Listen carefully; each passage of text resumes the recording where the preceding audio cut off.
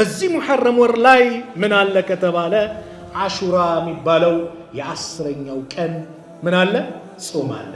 የአንድ ዓመት ወንጀል ያስምራል። ሙሳና ህዝቦቹን አላህ ያዳነበት ወገረቀ ፊርዓውነ ወቀውመሁ ፊርዓውንና ደግሞ ህዝቦችን ያሰጠመበት ቀን ነው።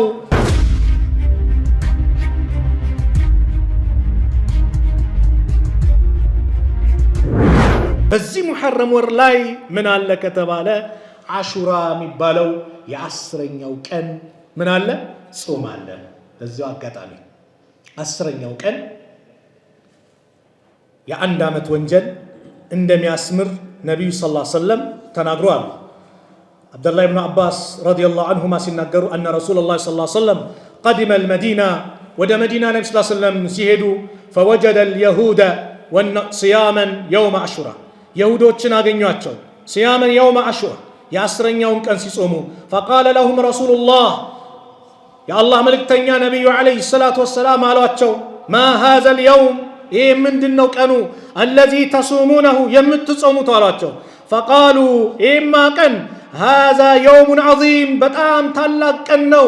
አንጀላሁ ፊሂ ሙሳ ወቀውመሁ ሙሳና ህዝቦቹን አላህ ያዳነበት ወገረቀ ፊርዓውነ ወቀውመሁ ፊርዓውንና ደግሞ ህዝቦችን ያሰጠመበት ቀን ነው።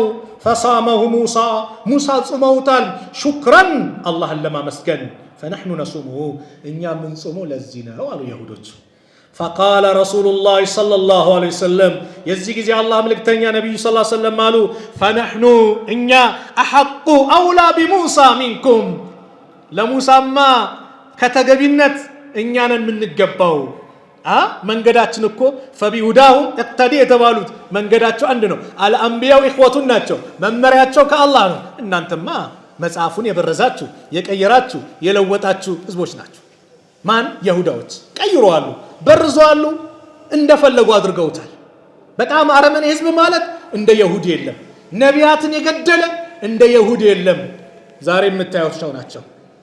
የሰው ደም ለመጠጣት ሰውን ለመጨረስ ከአውሬ የበለጠ አውሬ የሆነ እንደ የሁዲ በዚች ምድር ላይ የለም። ሽራሩ ኸልቂላህ አላህ ከፈጠራቸው ፍጥረታት በጣም መጥፎ ተንኮለኛ እንደ የሁዲ አታገኝም። ቃል ገብተው ቃልን የሚያፈርሱ ዛሬ ይፈራረማሉ። ተኩስ አቁም ካሉ ነገ ያፈርሱታል። ይሄን ቁርአን የነገረን የነቢዩ ሰለላሁ ዐለይሂ ወሰለም አስተምሮን የነገረን ቃላቸውን የሚያፈርሱ በበስተጀርባ ሄደው ሴራ የሚሰሩ እንደ የሁዲ አታገኙ። አላህ ከነሱ ሴራ አላህ ይጠብቀን። እና ነብዩ ይማ እናንተ ከለሙሳማ እኔ ቀርባለሁ አሉና ወአመረ ቢሲያሚሂ ነብዩ ጾሙ።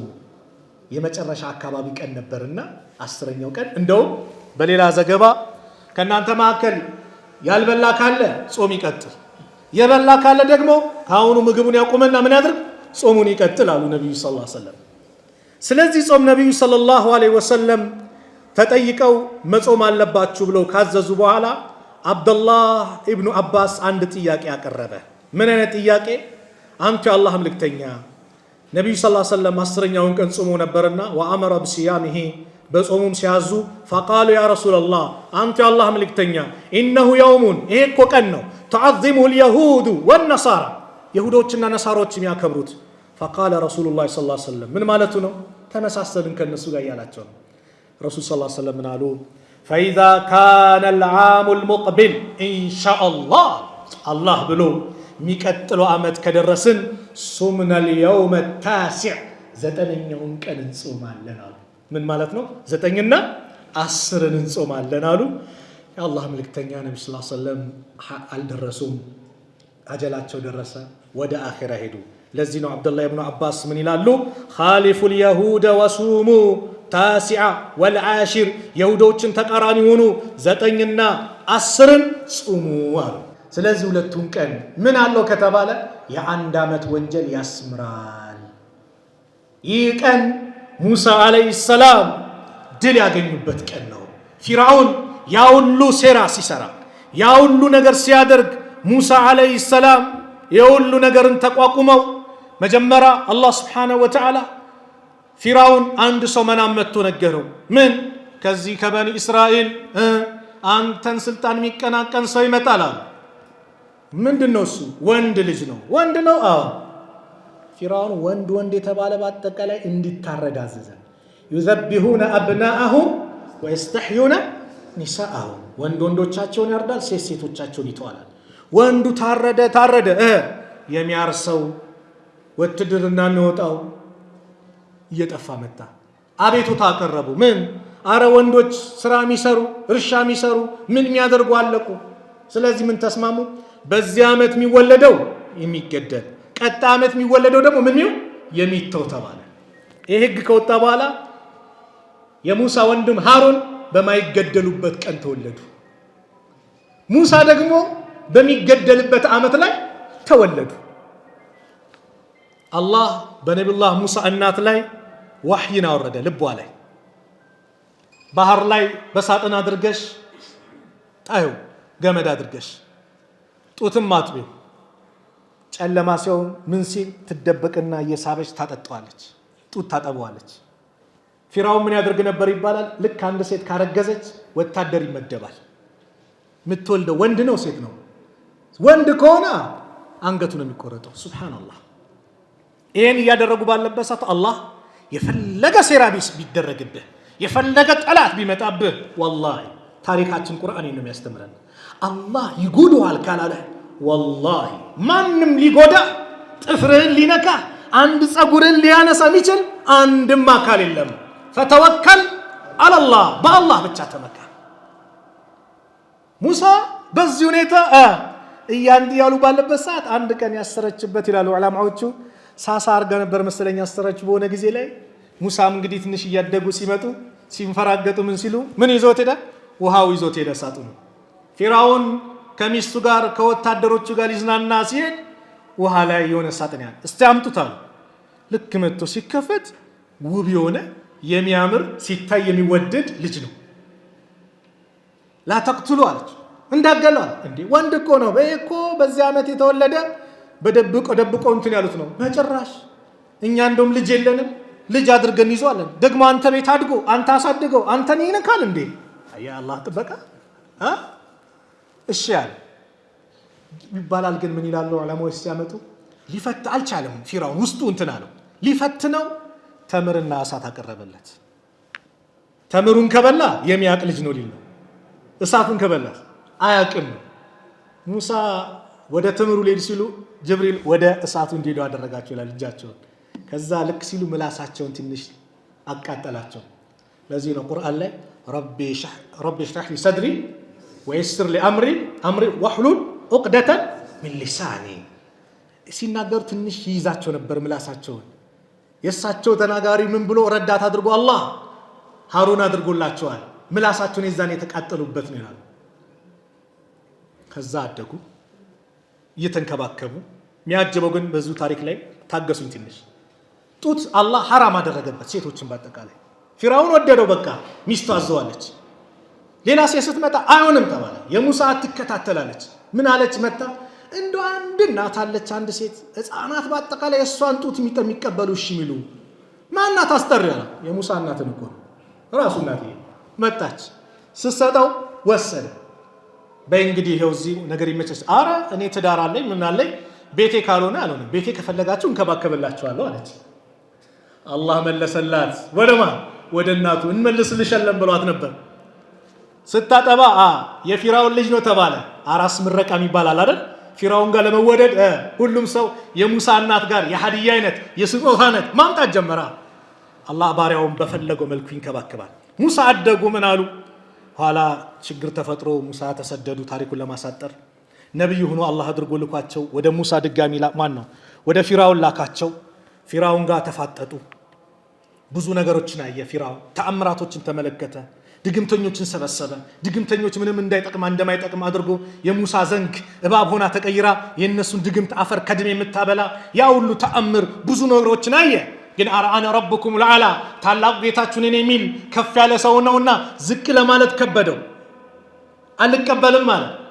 መጨረሻ አላህ ህዝቦችህን ይዘውጣ ወአውሐይና ኢላ ሙሳ አን አስሪ ቢዒባዲ ኢነኩም ሙተበዑን አላቸው። ወደ ሙሳም ባሪያዎቼን ይዘህ ሌሊት ሂድ አላቸው።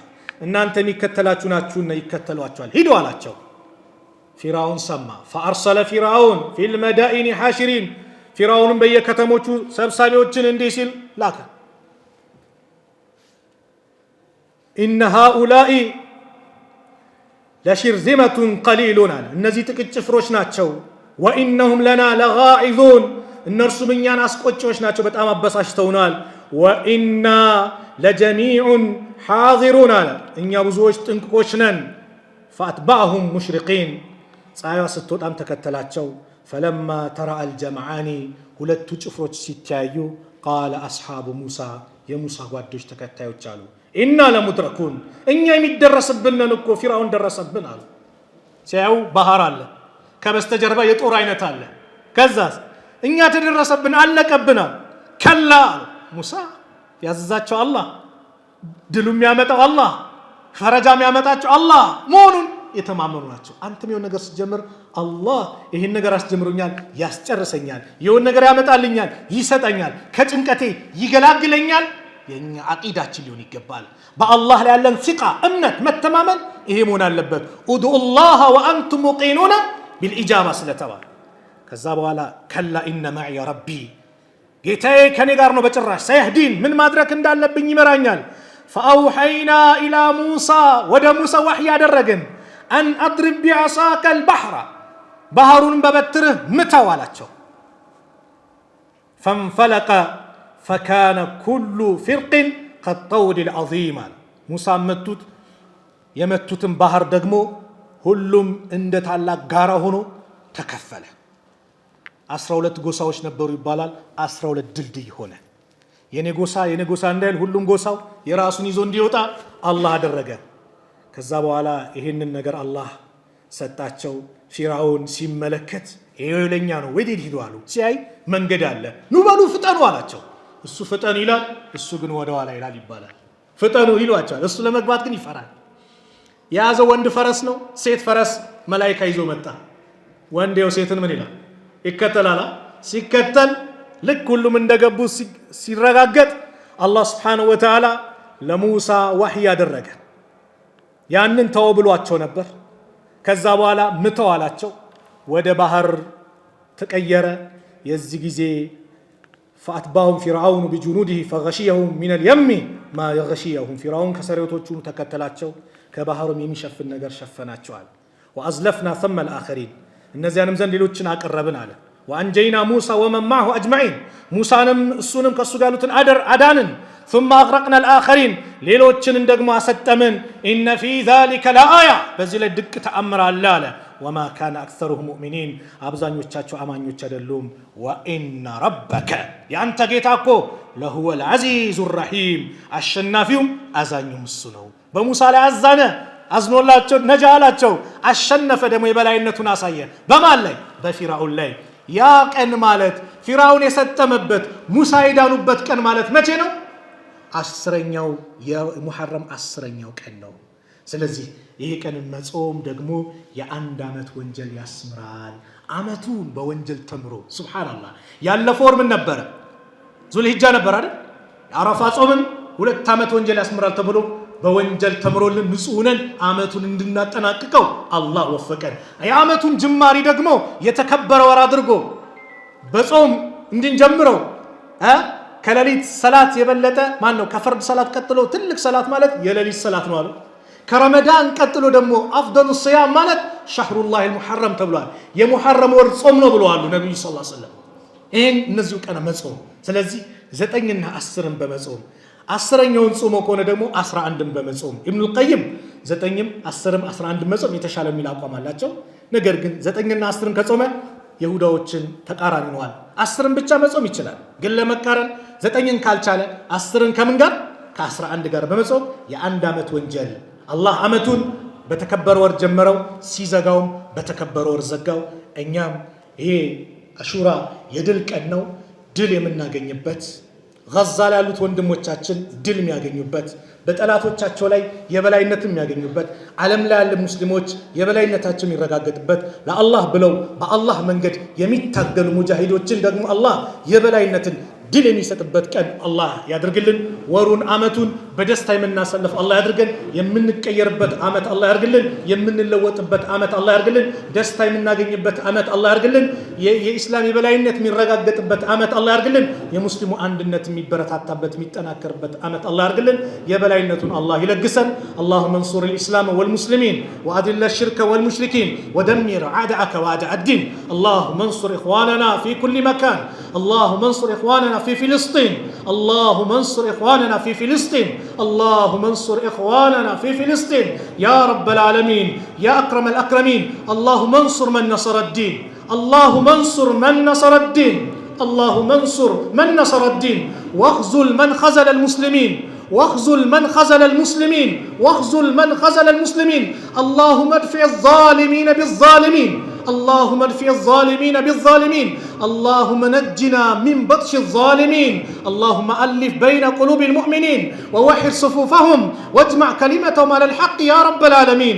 ربنا آتنا في الدنيا حسنة وفي الآخرة حسنة وقنا عذاب النار. وصلى الله على نبينا محمد وعلى آله وصحبه وسلم وآخر دعوانا أن الحمد لله رب العالمين والسلام عليكم ورحمة الله وبركاته.